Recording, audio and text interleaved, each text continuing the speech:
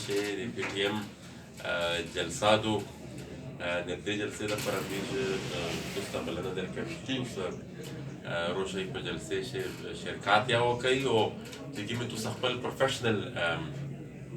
چارو کوم بنیادي ریکوایرمنټ د یو سیاسي عمل او هغه ترسره کوي ځکه چې موږ تاسو نه بغیر ځان نیمګړی ګڼي بلکې معاشره د صحافت نه بغیر نیمګړې دو یو بنیادي مټه دو یو بنیادي پیلر دی سوسایټۍ د پریس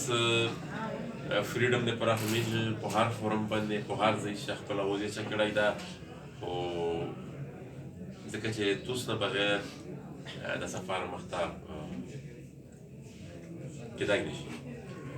او لهذا د معاشرې د بهترۍ دپاره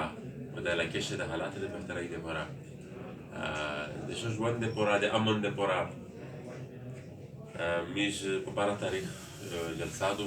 د پي ټي ایم موږ ټول پرس چې کوم څه نه ملګري دي تاسو د تنظیم ټولو ته بلنه ورکوي چې تاسو روشئ په جلساتو شرکت وکړئ او تاسو په ذریعه هڅه کوئ چې کومه جوړښت فریود دو چې کومه د خلک د ورکې خلک خبره دو د افغانستان د ډي پي خبره دو ایسه دا اندازې کوي ملک صاحب د احتجاج دا ټول مجلسونه پاشي شي چونکه جلسې بیا خپل امپیکټ لږ کناره مضبوط وي هغه اوس چې کوم د جلسې نرسي هغه لږ کناره پاشي قوت وي نو ځکه به زه دا مې چې تاسو خامخا روښې په هغه شرکت وکړئ او د میش دا پیغام چې هڅې کوي کومه وینو به شي هغه د نیو ته ورسوئ ډېره مهرباني شوه